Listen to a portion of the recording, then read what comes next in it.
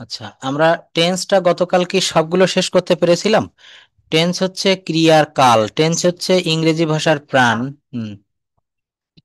Sir, আমি আসলে ভালো করে আরেকবার ক্লাসটা দেখতে পারিনি, কারণ আচ্ছা আচ্ছা।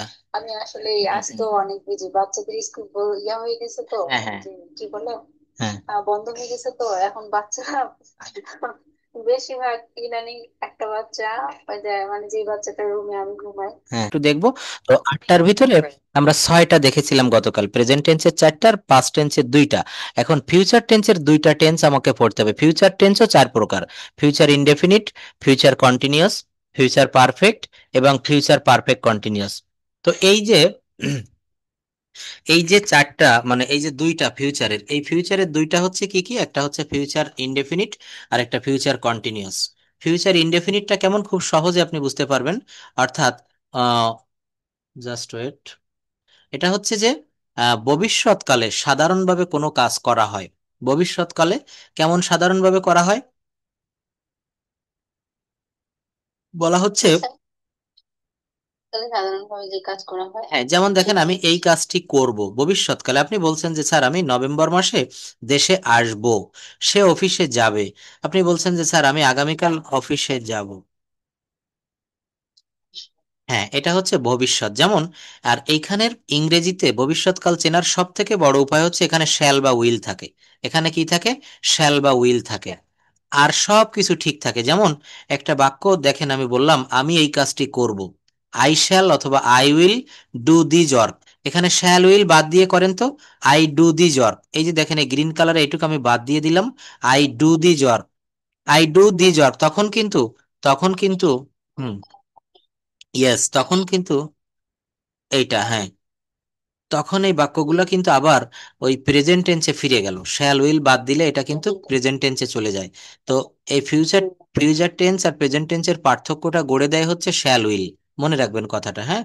যেমন, সেটা মনে থাকবে। হ্যাঁ, মনে থাকবে। তাহলে এটা হচ্ছে ফিউচার ইনডেফিনিট টেন্স। আমরা 2টা শিখবো এখন, ফিউচার ইনডেফিনিট এবং ফিউচার কন্টিনিউয়াস। ফিউচার ইনডেফিনিটের অর্থ হচ্ছে সাধারণ সাধারণ ভবিষ্যৎকাল। ফিউচার ইনডেফিনিটের অর্থ হচ্ছে সাধারণ ভবিষ্যৎকাল। আর ফিউচার কন্টিনিউয়াস টেন্সের অর্থ হচ্ছে ঘটমান ভবিষ্যৎকাল, ভবিষ্যতে ঘটতে থাকবে বা ভবিষ্যতে চলতে থাকবে। আপনি আমাকে যদি এখন বলেন স্যার আগামীকাল আমার অফিসে দুপুরে একটা পিকনিকের আয়োজন আছে, তো আমি দুপুরে আমার অফিসে পিকনিক করতে থাকবো। আমি আগামীকাল দুপুর 2টার সময় লঞ্চে যেতে থাকবো। আগামীকাল সন্ধ্যায় আমি তার সাথে কথা বলতে থাকবো। অর্থাৎ ভবিষ্যৎকালে কোনো কাজ যদি চলমান থাকে, হ্যাঁ, বুঝতে পেরেছেন, ভবিষ্যতে চলমান।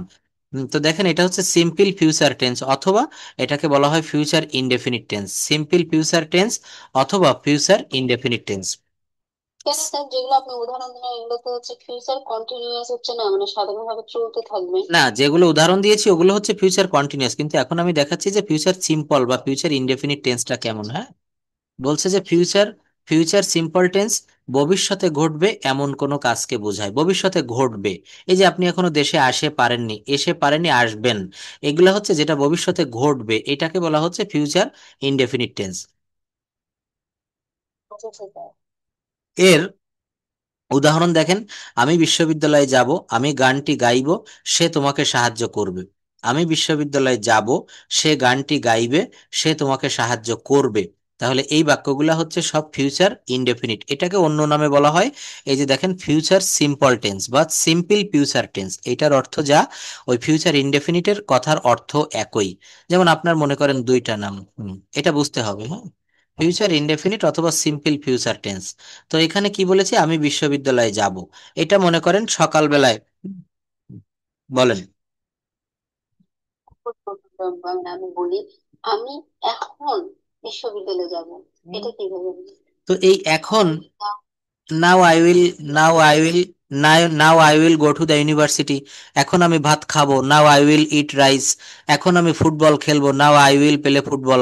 এখন তারা ক্রিকেট খেলবে, নাও দে উইল প্লে ক্রিকেট।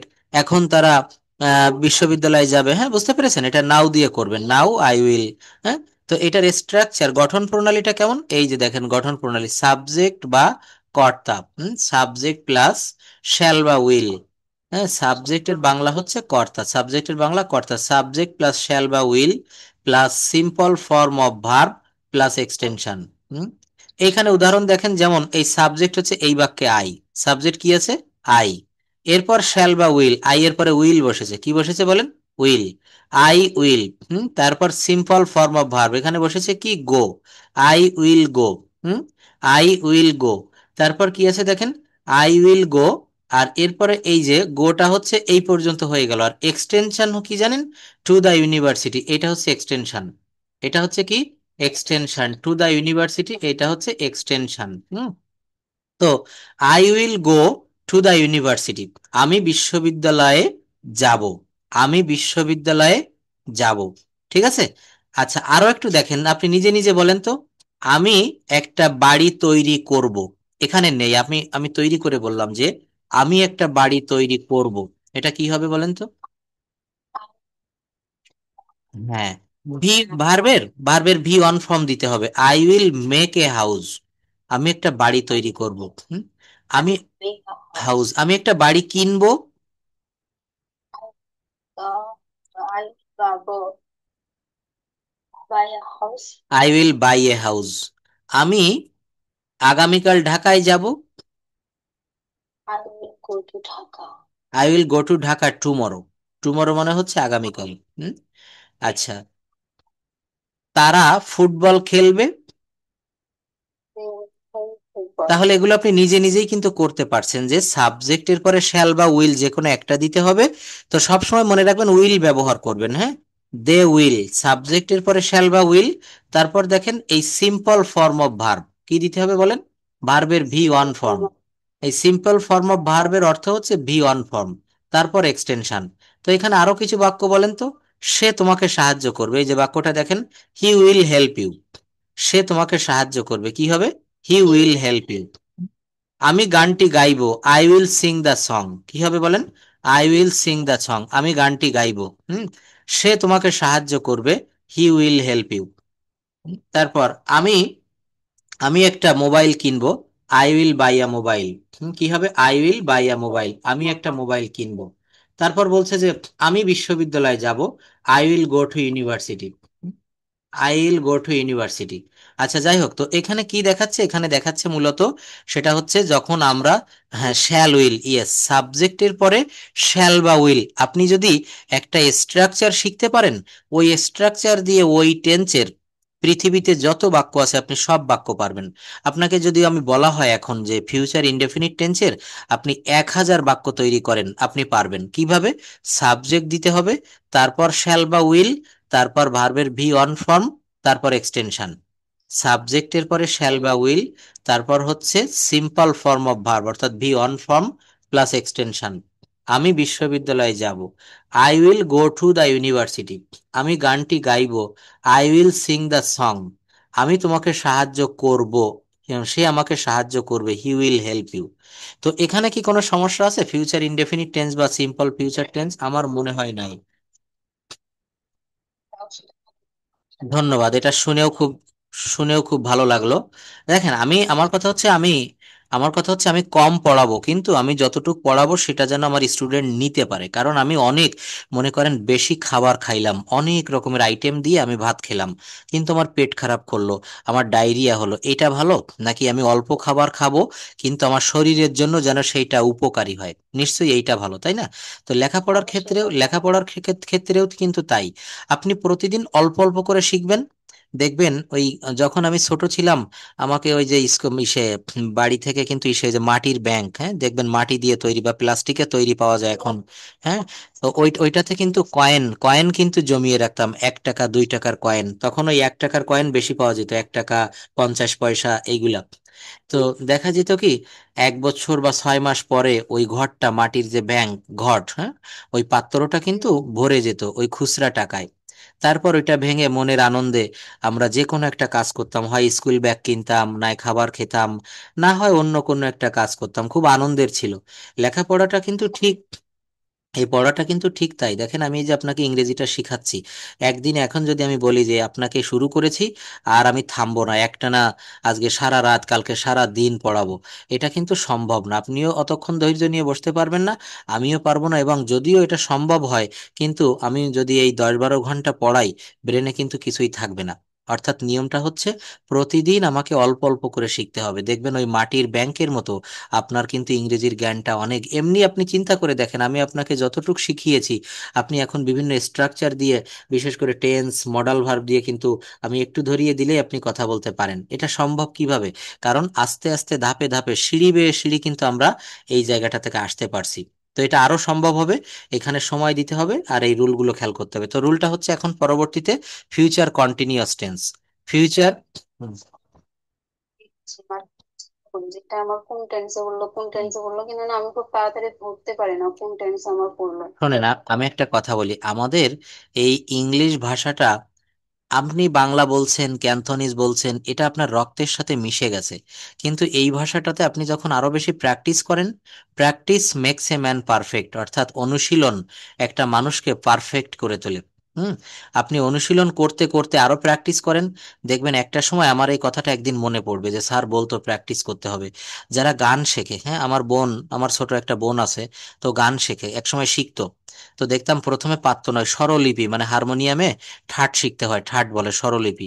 তো একটা সময় সে পারতো না, কিন্তু চেষ্টা করতে করতে এখন সে সব রকমের গান কিন্তু হারমোনিয়াম বাজিয়ে গাইতে পারে। তো ভাষাটা ঠিক সেই রকম। আপনি এই যে বললেন যে স্যার আমি যখন কথা বলি তখন কিন্তু আমি টেন্স বুঝতে পারি না যে এই বাক্যটা কোন টেন্সে। কিন্তু এটা দেখেন, এটা আপনি অনুশীলন করেন, প্র্যাকটিস করেন, প্র্যাকটিস প্র্যাকটিস প্র্যাকটিস, 3বার বললাম। আপনি যত বেশি অনুশীলন করবেন দেখবেন ওই জায়গাটা, কারণ আপনি এই যে দেখেন আপনাকে প্রতিদিন আমি টেন্স পড়াই। তো টেন্স যদি প্রতিদিন পড়ানো হয় আপনি কেন পারবেন না? আপনি কোন জায়গায় পারেন এমন একটা বাক্য বলেন তো যে স্যার এই বাক্যটায় আমি টেন্স খুঁজে।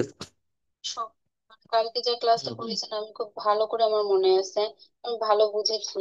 আজকেও যে ক্লাস করাচ্ছেন আজকেও আমি খুব ভালো বুঝতেছি। বাট আমি কথা বলার সময় আজকে আমি মোটামুটি অনেকগুলো ফিলিপিন, মানে আমার মতো যারা হেল্পার জব করে তাদের সাথে আমি অনেকক্ষণ থেকে ছিলাম, ওদের সাথে আমাকে ইংলিশে টকিং করতে হয়েছে। তখন আমি মনে মনে খুব বলতেছি যে আমি এটা টেন্সটা কোন টেন্সে কথা বলতেছি, যখন এক একটা করে শব্দ তাদের সাথে টকিং করছি আচ্ছা আচ্ছা আমি আচ্ছা, বুঝতে পারছি না। ধন্যবাদ। কিন্তু কিন্তু এটা আপনি আমাকে একটু, মানে আমি তো বলেছিলাম যে আমাকে ভয়েস রেকর্ডে বা হোয়াটসঅ্যাপে একটু বলবেন স্যার দেখেন আজকে আমি এই কথাগুলো বা এইগুলো আমি তাদের সাথে বলেছি, কিন্তু আমি পারিনি। কারণ ভয়েস রেকর্ড করতে সময় লাগে না, না লিখতে পারলেও আপনি রেকর্ড করে পাঠাবেন যে এই ধরনের, যেমন আপনি সাধারণভাবে দেখেন এখানে আমি একটা সেন্টেন্স আপনাকে একটু দেখাই। Just wait a bit, just wait, right form of verb. এই যে জায়গাটা দেখেন, আমরা যখন কথা বলি তখন কিন্তু আমরা একটানা অনেকগুলো বাক্য বলে চলে যাই। যেমন এখানে আছে দেখেন একটা প্যাসেজ, আমরা তো ছোট ছোট ট্রান্সলেশন এতদিন করেছিলাম, এটা হচ্ছে প্যাসেজ ট্রান্সলেশন। আরেকগুলো আছে সিম্পল খুব সাধারণ ট্রান্সলেশন, যেমন এই যে ছোট ছোট বাক্য, 1 দাগ 2 দাগ 3 দাগ 4 দাগ 5 দাগ, হ্যাঁ। সূর্য পূর্ব দিকে উদিত হয়, সূর্য কি হয়? পূর্ব দিকে উদিত হয়। হুম। তারপর পাখিরা আকাশে ওড়ে, গোলাপের গন্ধ মিষ্টি, তোমরা ভাগ্যবান। এগুলো কিন্তু আপনি, হুম, অবশ্যই এগুলো তো আমি সামনে আজকে, এগুলো সামনে এনেছি আপনাকে পড়াবো বিধায় তো আমি টেন্স শেষ করে এখানে আসতাম, কিন্তু আপনি অলরেডি যেহেতু, হ্যাঁ, তো এখন দেখেন যেহেতু আসছি এখানে একটু করাই যায়। যেমন একটা প্যাসেজ, আপনি যখন কারোর সাথে কথা বলেন তখন 5 মিনিট 10 মিনিট ধরে আপনি সেই ফিলিপাইন হোক বা ইউকের কাউ হোক, কারোর সাথে আপনি কথা বলছেন। তো কথা বলতে গেলে আপনাকে প্যাসেজ অনুসারে বলতে হয়, অর্থাৎ দুইজনের ভিতরে একটা কনভারসেশন চলে। কনভারসেশন, সে আপনাকে বলল যে বর্ণা তাহলে তোমার দেশ সম্পর্কে একটু বর্ণনা করো, বা তোমার দেশের মানুষ কেমন, তোমার দেশের আবহাওয়া কেমন। এগুলা কিন্তু তখন ছোট ট্রান্সলেশন না, তখন আপনাকে একটানা ঢালাও ভাবে বলে যেতে হবে। তো এখানে একটা প্যাসেজ রেখেছি, বাংলা পড়েন তো, বাংলাটা পুরো পড়েন। আমার নাম, আমার নাম রাজু, আমি প্রতিদিন সকালে উঠে স্কুলে যাই।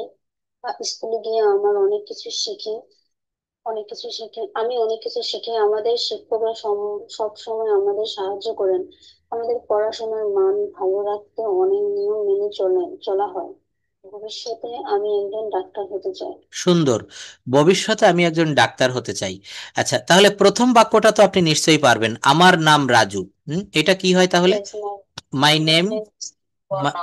বর্ণা, ইয়েস। তাই এখানে আপনি রাজু বলছেন, তাহলে রাজু বললাম। তারপরের বাক্যটা কি আছে? ঠিক আছে। তারপরের বাক্যটা হচ্ছে আমি প্রতিদিন সকালে উঠে স্কুলে যাই। হুম, তাহলে দেখেন এখানে একটু কঠিন মনে হতে পারে, কিন্তু কি বলতে হবে, বাক্যটাকে দুই ভাগে ভাগ করে ফেলবো। আমি প্রতিদিন সকালে উঠি এবং স্কুলে যাই। আমি প্রতিদিন সকালে উঠি এই পর্যন্ত একরকম থাকবে। আমি প্রতিদিন সকালে উঠি এবং এখানে একটা এবং আনতে হবে, এবং স্কুলে যাই। আমি প্রতিদিন সকালে উঠি, তাহলে এর ইংরেজি কি? এই যে দেখেন নিচে এগুলোর উত্তরও দিয়েছি। I walk up early in the morning. I wake up early in the morning. আমি সকালে উঠি, অ্যান্ড মানে হচ্ছে এবং, অ্যান্ড গো টু স্কুল, এবং স্কুলে যাই। কি হবে বলেন? অ্যান্ড গো টু স্কুল, এবং স্কুলে যাই। হুম তারপর বলছে স্কুলে গিয়ে আমি অনেক কিছু শিখি। দেখেন এইভাবে কিন্তু আমাদের এই বাক্যগুলো তৈরি করা শিখতে হবে, কারণ আমরা যদি সারা মাস বা সারা বছর ধরে সহজগুলো করি, কঠিনগুলো আমরা পারবো না। এগুলো কঠিন না, এগুলো সহজ, কিন্তু এগুলো আমাদেরকে প্র্যাকটিস করতে হবে। স্কুলে গিয়ে আমি অনেক কিছু শিখি, এর ইংলিশ কি হবে? তাহলে গোয়িং টু স্কুল, স্কুলে গিয়ে, এটা একটা স্ট্রাকচার। যেমন গোয়িং মানে হচ্ছে গিয়ে, যদি বলা হয় খাইয়ে, যেমন ভাত খেয়ে আমি স্কুলে যাব, তাহলে ইটিং রাইস, ইটিং রাইস মানে ভাত খাইয়া আমি স্কুলে যাব, I will go to school. অঙ্কটি করে আমি তোমার সাথে কথা বলবো, doing the sum, doing the sum, অঙ্কটি করে, অঙ্ক, I will doing the sum, I will talk with you, আমি তোমার সাথে কথা বলবো।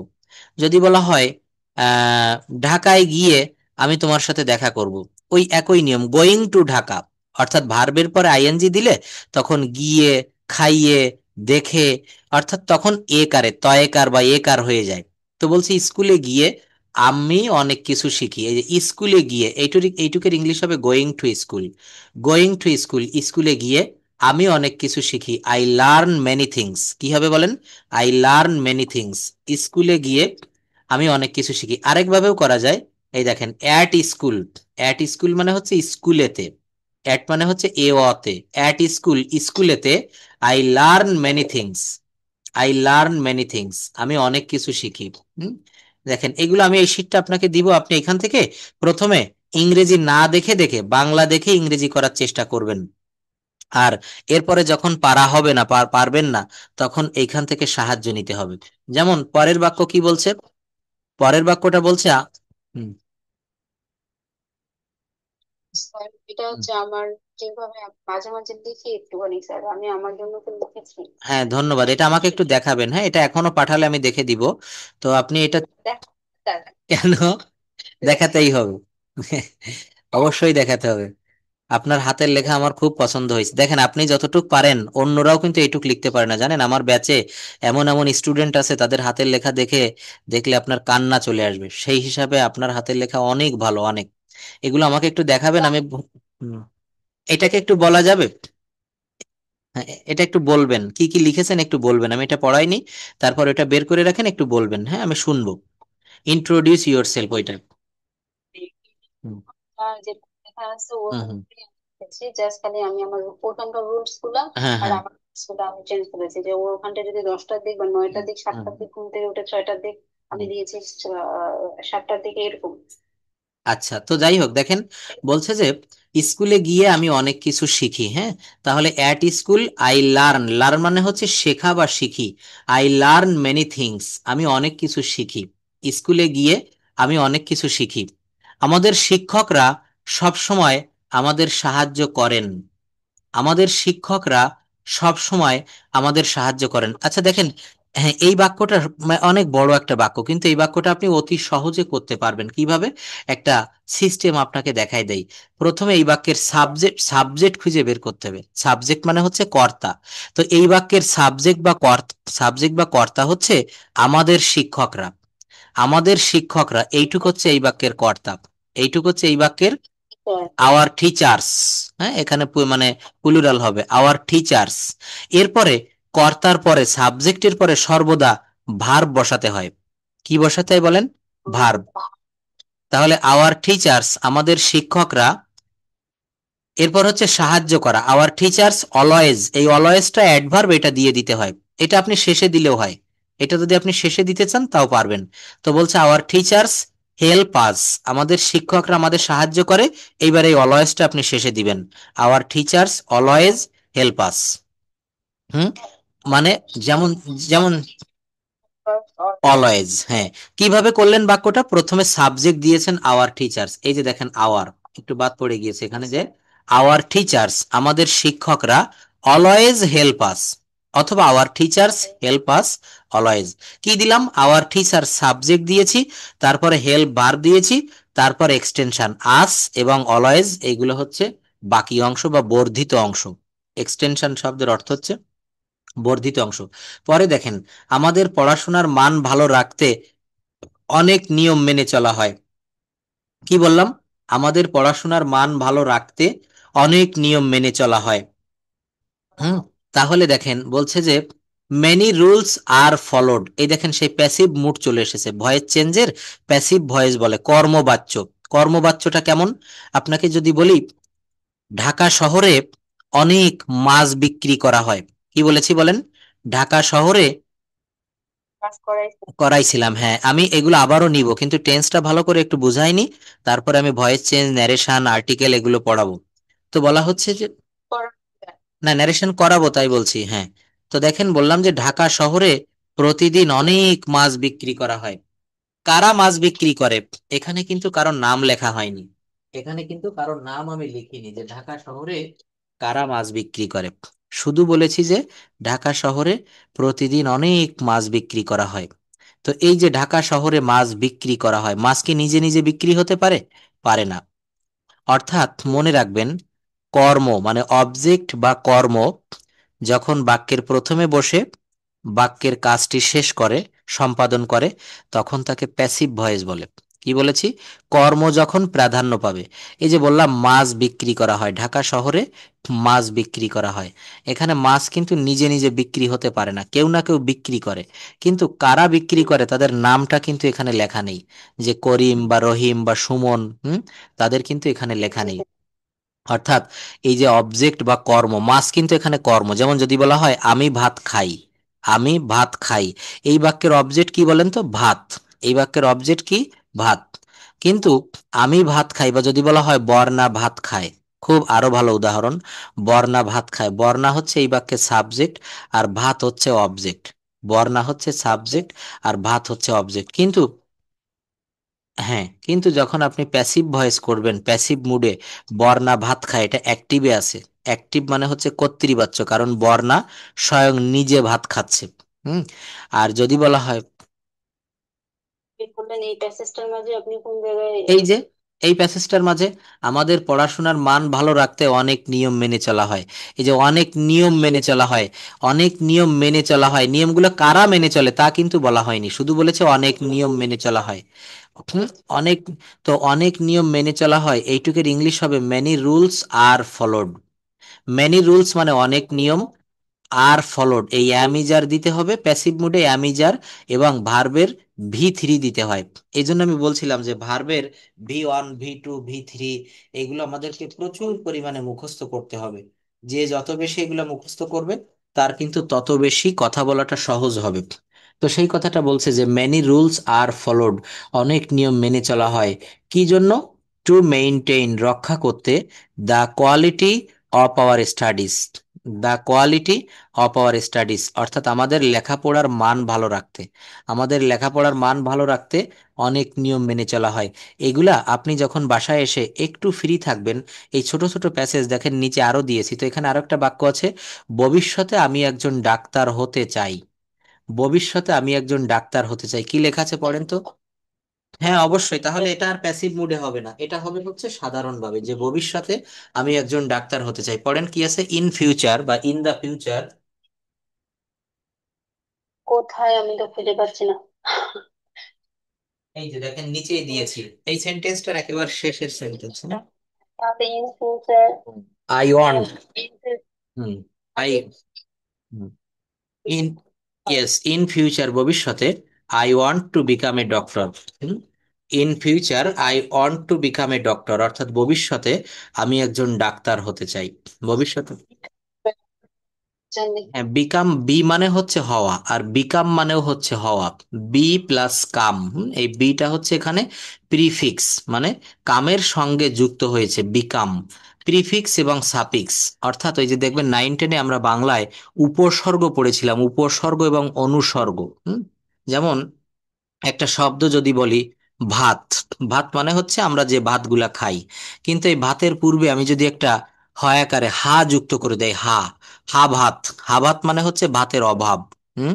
যদি বলা হয়, যেমন একটা শব্দ বললাম, কি বলা যায় বলেন তো, ভাত, তারপর বলা যায় উজ্জ্বল, কারো নাম হলো বা কোনো বিষয় উজ্জ্বল, আমরা বলি না যে কাপড়টা খুব উজ্জ্বল দেখাচ্ছে, এর আগে যদি আমরা সম কথাটা যোগ করে দেই, সম উজ্জ্বল, এটা আরো একটু ভালো হয়ে গেল। তো এখানে কামের সঙ্গে বি যুক্ত করেছে, বিকাম মানে হচ্ছে হওয়া। যেমন I want to become a doctor, আমি একজন ডাক্তার হতে চাই, এই যে টু বিকাম মানে হতে, আমি একজন ডাক্তার হতে চাই। টু যুক্ত ভার্বের পূর্বে যদি আপনি টু যোগ করে দেন ইনফিনিটিভ হয়ে যায়। যেমন টু গো, কি লিখলাম বলেন, টু গো। এই টু গো শব্দের অর্থ হচ্ছে যেতে। টু গো শব্দের অর্থটা কি হবে বলেন, যেতে। হুম। যেতে। যদি বলা হয় খেতে, তখন কি হবে, টু ইট, কি হবে বলেন, টু ইট। যদি বলা হয় ঘুমাইতে, টু স্লিপ, কি হবে, তো আমি ঘুমাতে চাই, আমি ঘুমাতে চাই, কি হবে বলেন, আই ওয়ান্ট টু স্লিপ।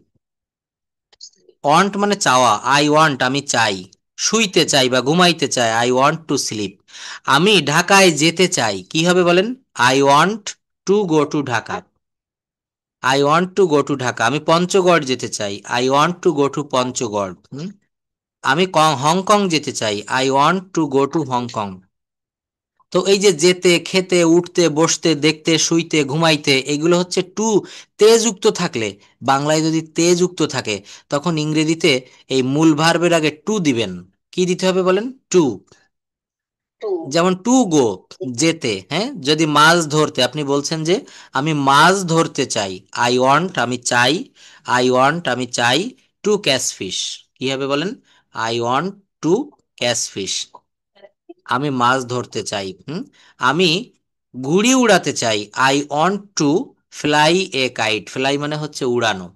আমি বাচ্চাদের সাথে খেলা করতে চাই, I want to play with the children. হুম।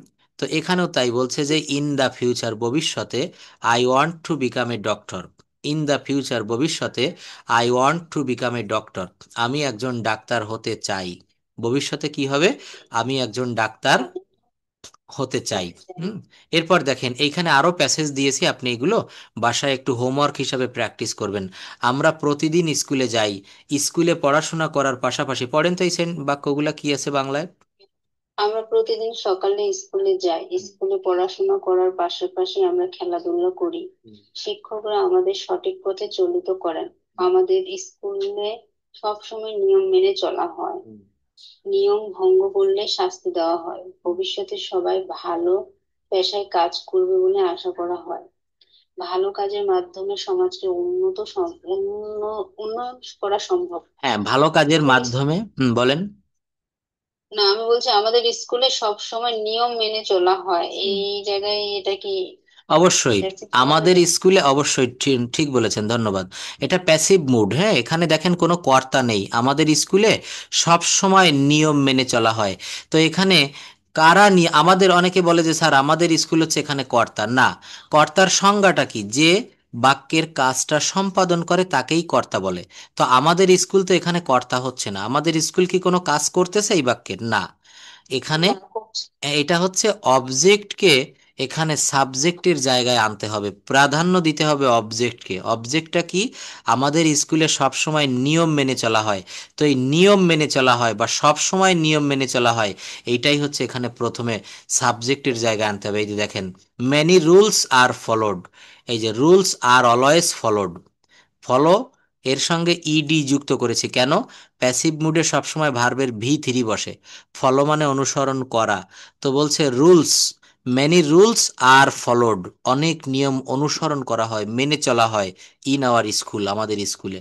এখানে বাংলাও দিয়েছি, সঙ্গে সঙ্গে নিচে ইংরেজি দিয়েছি, এগুলো একটু প্র্যাকটিস করবেন। আর এর থেকেও সহজ হচ্ছে এইগুলো আপনি করতে পারেন।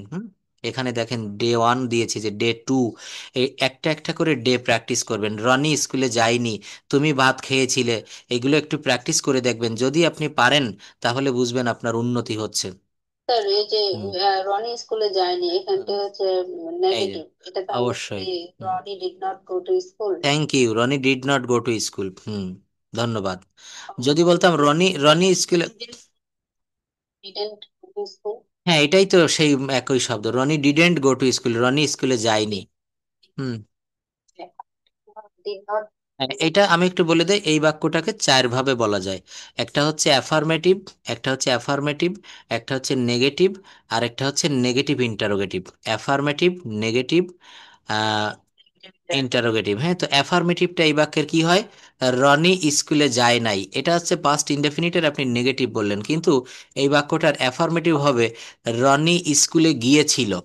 রনি স্কুলে গিয়েছিল, রনি ওয়েন্ট টু স্কুল। কি হবে বলেন? Rony went to school.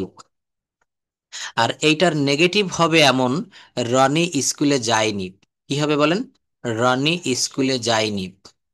তখন আপনি যেটা বলেছেন, Rony did not go to school. হুম। এটা মনে রাখবেন যে ডিড ব্যবহার করলে ডিডের পরে ভার্বের প্রেজেন্ট ফর্ম দিতে হয়, গো।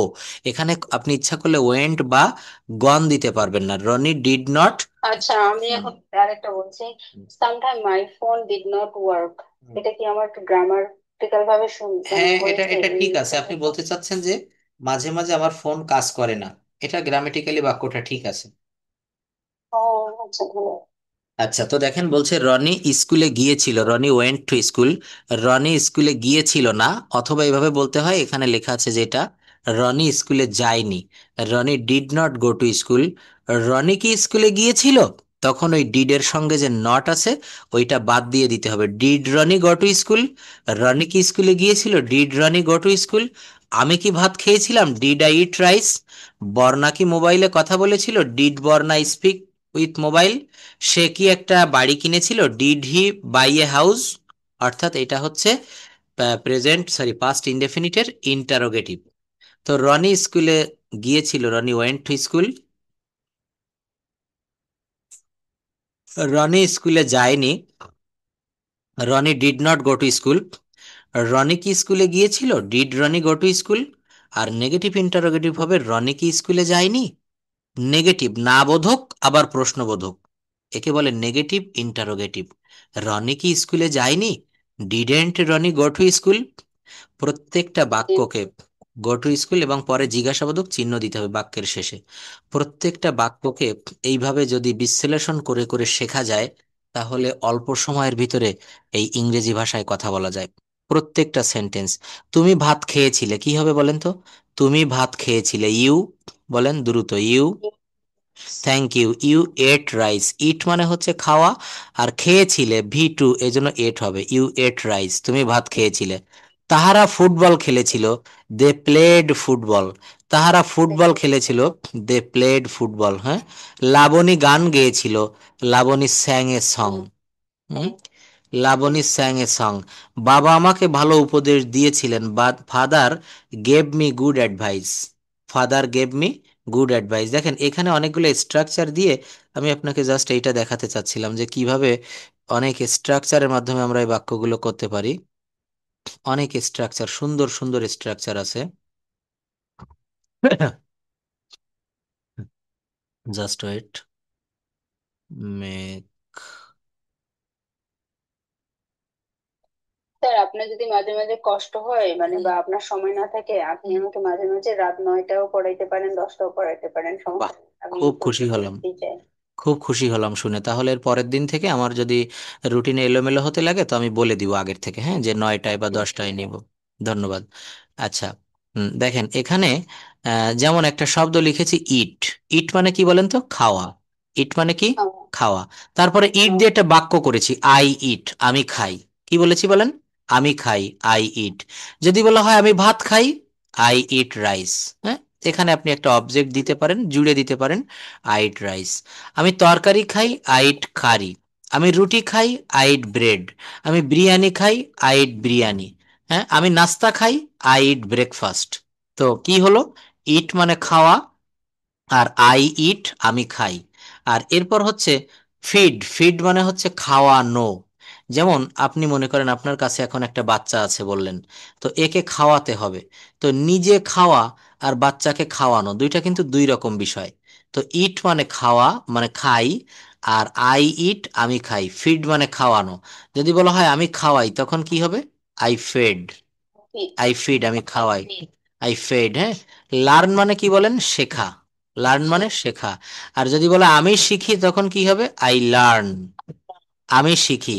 আর শেখানো ইংরেজি হচ্ছে টিস। শেখানো ইংরেজি কি হবে? টিস। আর আমি শিখাই তখন কি হবে? I teach. I teach. I teach. I teach. হ্যাঁ। আমি যদি বলি আমি বর্ণাকে ইংরেজি শেখাই, I teach English to Varna. I teach English to Varna. বাক্য, হ্যাঁ, বাক্য বড় করা শিখতে হবে। নো মানে জানা, তাহলে যদি বলা হয় আমি জানি, আই নো। আমি জানি, আই নো। যদি বলা হয় আমি ব্যাপারটা জানি তখন কি হবে? I know the matter. I know the matter. Matter মানে ব্যাপার। I know the matter. Matter, matter মানে হচ্ছে ব্যাপার। আই নো দ্য ম্যাটার, আমি ব্যাপারটা জানি।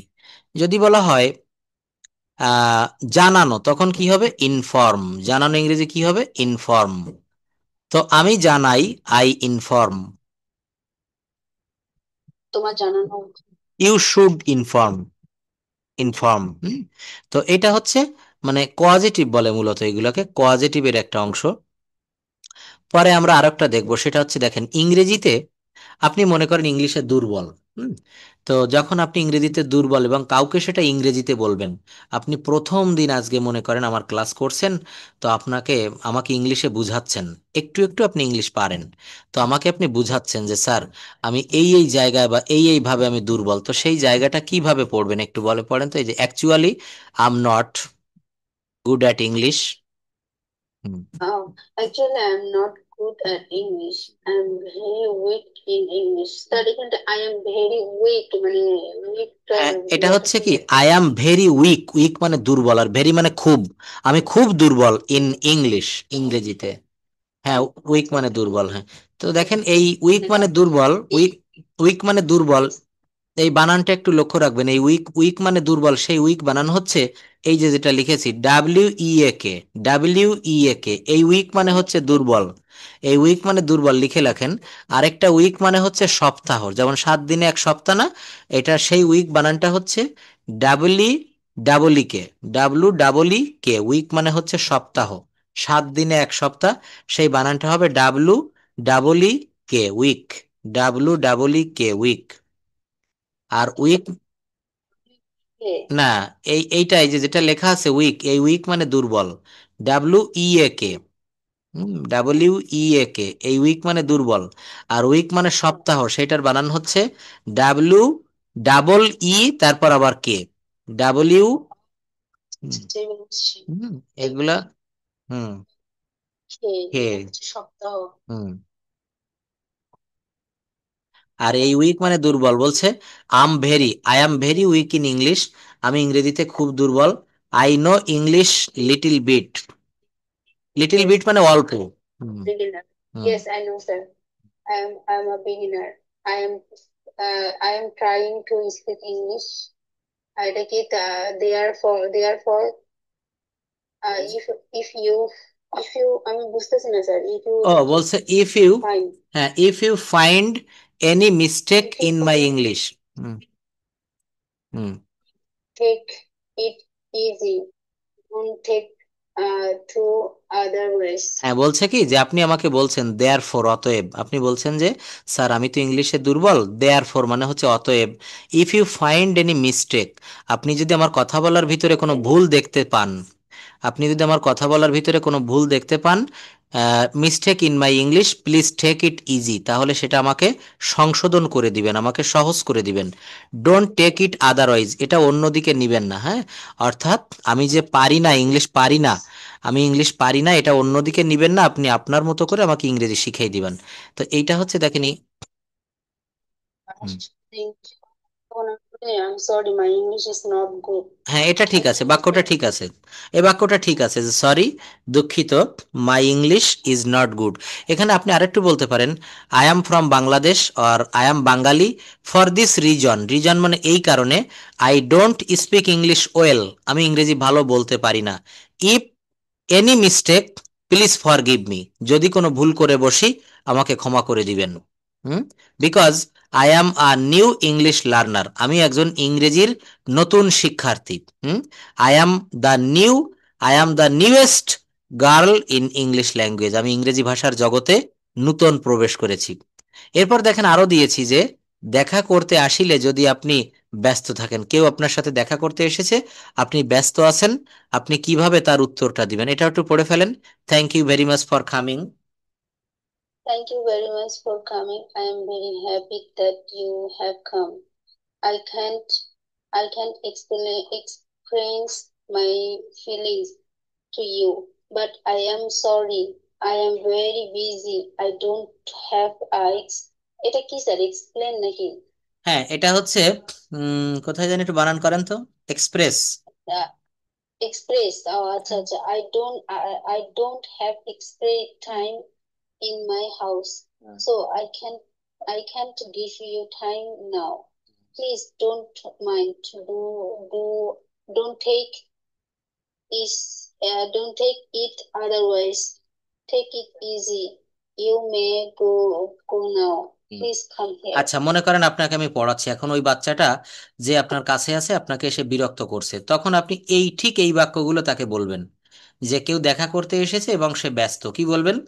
Thank you very much for coming. ওই বাচ্চাটাকে বলবেন যে তুমি তো আমার কাছে এসেছো, তোমাকে ধন্যবাদ।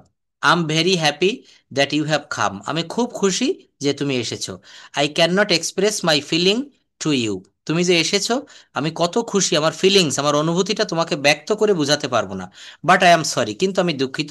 I am very busy. মনে করেন আপনি তাকে বলছেন যে দুঃখিত, আমি এখন ক্লাস করছি স্যারের সাথে, আমি খুব busy. I don't have enough time in my hands. এখন তোমার সাথে কথা বলার মতো সময় আমার হাতে নেই। আই হ্যাভ নো টাইম, আমার কোনো সময় নেই। ইন মাই হ্যান্ডস, আমার হাতে। সুতরাং I can't give you time now, আমি তোমাকে এখন সময় দিতে পারবো না। প্লিজ ডোন্ট মাইন্ড, কিছু মনে করো না। ডোন্ট টেক ইট আদারওয়াইজ, তুমি একটু চলে যাও। টেক ইট ইজি, একটু শান্ত হও। ইউ মে গো নাও, তুমি এখন যেতে পারো। প্লিজ কাম লেটার, তুমি একটু পরে আসবে। হ্যাঁ, এটা ঠিক আছে আমার জন্য। ঠিক আছে না? তো এটা এটা আমাকে লিখতে হবে, কারণ এটা এই বাচ্চার সাথে সবসময় আমাকে ব্যবহার করতে হবে। ব্যবহার কোথায়? আচ্ছা, তো এটা আমি পাঠিয়ে দিব, লেখা লাগবে না, আপনি এখান থেকে পড়ে নেবেন। হ্যাঁ, এটা আমি আপনাকে দিয়ে দিচ্ছি। আচ্ছা, এটা ক্লাস টাইমের পরে লিখেন, হ্যাঁ, তাহলে বেশি আপনার কাজে দিবে। আচ্ছা, তো দেখেন এখানে আমরা একটা স্পোকেন ডায়লগ প্র্যাকটিস করি একটু। ডায়লগটা কেমন? যেমন, আপনার সঙ্গে আমার অনেক দিন পর দেখা হয়েছে, তো আপনাকে আমি বলছি হাউ আর ইউ টুডে, আজ আপনি কেমন আছেন? আপনি বলছেন I am well and you, আমি ভালো আছি, আপনি কেমন আছেন? আমি বলছি যে I am also fine, thank you. এরপর আপনাকে বললাম how is your father today, আপনার বাড়িতে আপনার বাবা কেমন আছে?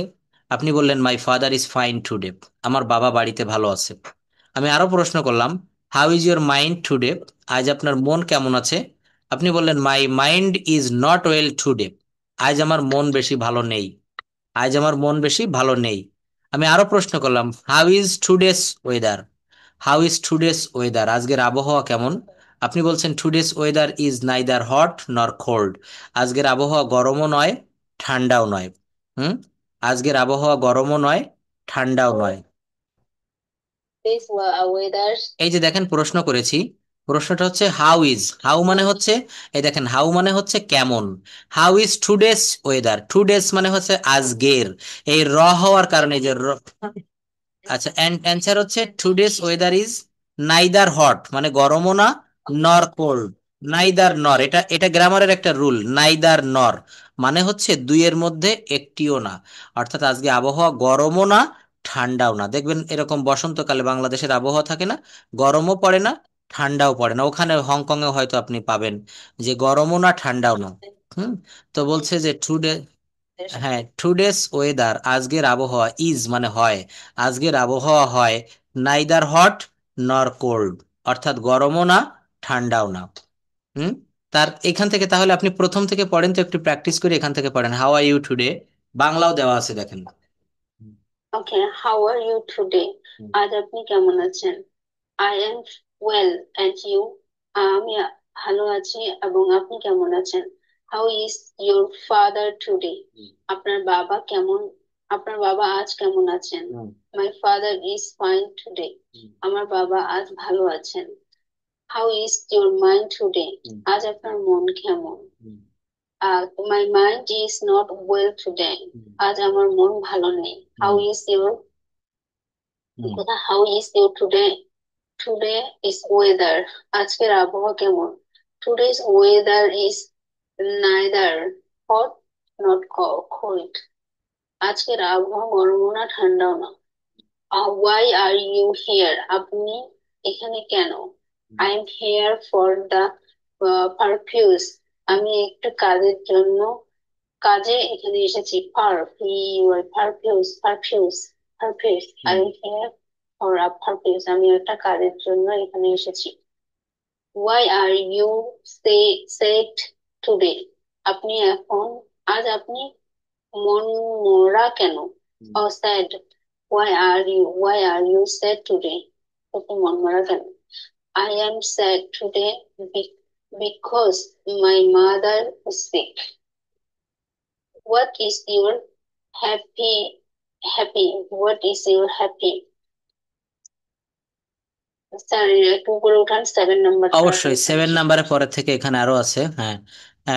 হোয়াট ইজ ইউর হবি, আপনার শখ কি? আপনি বলছেন মাই হবি ইজ ট্রাভেলিং, হ্যাঁ পড়ুন। হুম। Beautiful place of the world. হুম। আমার শখ হলো পৃথিবীর সুন্দর জায়গাগুলো ঘুরে বেড়ানো। হুম। আমি এই অ্যান্সারটা আবার বলতেছি। My hobby is travelling beautiful place hmm. For the world. মানে আমার শখ পৃথিবীর সুন্দর জায়গাগুলো ঘুরে বেড়ানো। এই শব্দটা আমার খুব ইম্পর্টেন্ট, কারণ আমাকে এখান থেকে মিলে গেল, আপনার সঙ্গে মিলে গেল, হ্যাঁ। হ্যাঁ হ্যাঁ, এটা আমার কেন মিলে যায়? আমি খুব করে দেখেছি এখানকার মেয়েরা টাকা শুধু সেভ করে সুন্দর সুন্দর জায়গাগুলোকে দর্শন করতে চায়, মানে টাকার ভয়ে শুধু। ঠিক ঠিক, এরা টাকার পূজারি। হুম।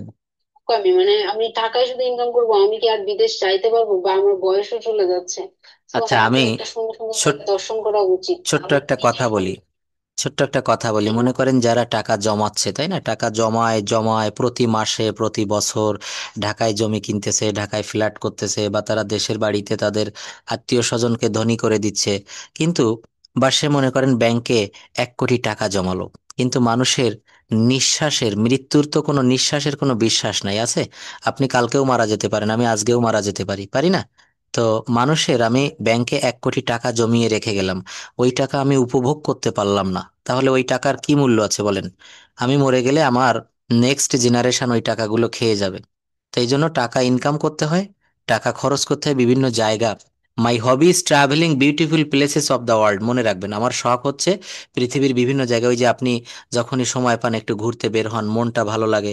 কিন্তু যদি বলতেন যে যাহ, এখন ওই জায়গায় যেতে গেলে $20 $50 খরচ হবে, আমি যাব না, আমি ওই টাকাটা রেখে দেই, পরে কাজে দিবে, it's very bad, it's very bad. you have to you have to travel the most wonderful sites or most wonderful scenery of the world, such as Bangladesh, India, Hong Kong, হ্যাঁ, শ্রীলঙ্কা, থাইল্যান্ড, আমেরিকা, পৃথিবীর বিভিন্ন দেশে। নিজের দেশটা আগে ঘুরে দেখতে হয়, তারপরে যে আপনি ওই দেশে আছেন ওইগুলো দেখে আসছেন, বাংলাদেশে এসে ঘুরবেন, এইভাবে ট্রাভেল। তাই বলছে যে what is your hobby, what is your hobby, my hobby. কথা বলতেন। হুম। হুম। বাংলাদেশ, আমরা মেয়েরা হচ্ছে অসহায়। আমাদের টাকা পয়সা থাকলেও আমরা স্বাধীনভাবে ঘুরতে পারি না। আমি সত্যি আমার পঞ্চগড়ের বিষয় নিয়ে একটা কিছু বিখ্যাত কিছু বলতে বলেন, আমি সত্যি কিচ্ছু বলতে পারবো না। ঠিক আমি ঠিক। সত্যি করে হয়নি। এখন আপনি আমাকে হংকং বিষয়ে বলেন, এই জায়গাটা বা এই জায়গাটা শুনছি খুব পপুলার, কোনো মানুষের কথা বলেন, আমি ওই জায়গা সম্বন্ধে অনেক কিছু বলতে পারবো, কারণ এখানটা আমি স্বাধীনতা পেয়েছি। হুম, ঠিক এখানে আমি ঠিক, স্বাধীনতা করতে পেরেছি। এখন একদমই ঠিক। গ্রামটা আছে, হুম। ইউরোপটা আছে, আমি কিচ্ছু বলতে পারবো না, আমি সত্যিই বলতে পারবো না। একদমই ঠিক। আচ্ছা, তবে বলছে যে আমাদেরকে we should travel when we get time and when we get enough money. যদি আমাদের পর্যাপ্ত টাকা থাকে এবং পর্যাপ্ত সময় থাকে, we should travel our country, our district or the whole world. যদি টাকা থাকে, নিজের দেশ, সমগ্র পৃথিবী। দেখবেন বাংলাদেশে মাঝে মাঝে রাস্তাঘাটে ফরেনারদের সাথে দেখা হয়, আমার সঙ্গে অনেকবার দেখা হয়েছে। বিশেষ করে বাংলাদেশে যখন শীতকাল থাকে তখন তারা আসে আমেরিকা থেকে, কানাডা থেকে। ওদের তো আর টাকার অভাব নাই, তো ওরা অনেক বয়স্ক ব্যক্তিরাও দেখেছি আসে। তো আমি একদিন একজনকে গত বছর জিজ্ঞাসা করেছিলাম যে why have you come to Bangladesh? তো উনি আমাকে উত্তর দিয়েছিল ফর ভিজিট, ফর ভিজিট অর্থাৎ পরিদর্শন করতে, হ্যাঁ, দেখতে এসেছি। তো আমি বলেছিলাম হাউ ইজ বাংলাদেশ? উনি বলেছিল Bangladesh is a very beautiful country. তারপর আমি বলেছিলাম how is the people of Bangladesh? বাংলাদেশের লোকজন কেমন? তো বলেছিল the people of Bangladesh are very frank. Frank মানে হচ্ছে মন খোলা, দিল খোলা টাইপের। তো দেখেন এইভাবে ফরেনারদের। স্যার, আমার কথা পজিটিভ, ওরা তারপর মানে বাংলাদেশের মানুষের সম্বন্ধে নেগেটিভ বলে না, বাংলাদেশের মানুষ যে চিটিং আছে, বাটপার আছে, এই কথা কিন্তু বলে না। ঠিক ঠিক। এটা কিন্তু যে ভালো মানুষ, ওই যে একটা বিশেষ ভাব সম্প্রসারণে পড়েছিলাম যে সুজনে সুযশ গায় কুযশ ঢাকিয়া কুজনে কুরব করে সুরব নাসিয়া। যে ভালো মানুষ সে অপরের ভিতরের ভালোটাকে তুলে ধরে, আর যে খারাপ মানুষ সে ভালো মানুষদের ভিতরেও ভালো টুক দেখতে পায় না, শুধু খারাপ জিনিসটাকেই তুলে ধরে। এটা হচ্ছে ম্যান টু ম্যান ভেরি করে। আচ্ছা যাই হোক, for what is Dhaka famous for, Dhaka কিসের জন্য বিখ্যাত?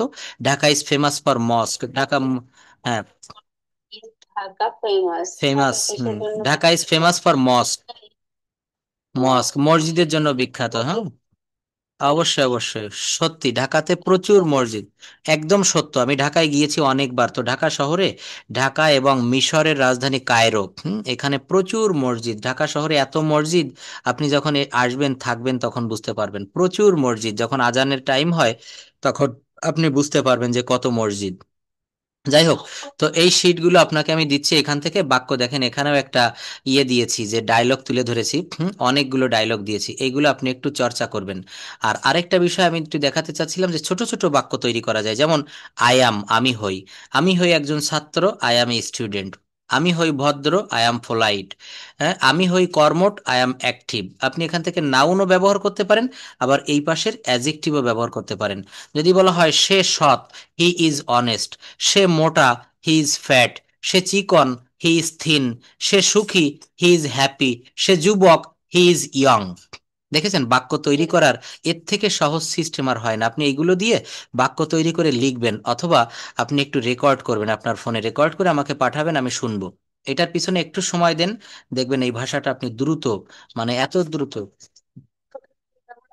পারি, মোটামুটি ভালো পারবেন না। পারি। এগুলো কথা বলতে গেলে তখন আর মনে আসে না, প্র্যাকটিস করতে হয়। এগুলো তো আমি দেখাচ্ছি এই জন্য মনে, এই যে দেখেন নিচের দিকে আরো দিয়েছি, আমি হচ্ছিলাম, তুমি হচ্ছিলে, সে হচ্ছিল, তো আমি ডাক্তার হচ্ছিলাম। যাই হোক, তো এইগুলো দিয়ে এগুলো একটু বাক্য তৈরি করবেন।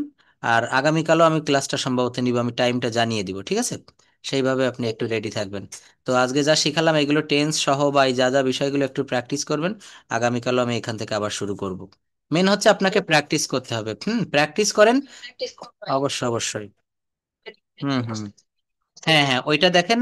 আর আজকে ওই যে টেন্স, মানে প্যাসেজ ট্রান্সলেশন বাংলা থেকে ইংরেজি, ওইটা একটু দেখেন, ঠিক আছে? এটা দেখলে আপনার অনেক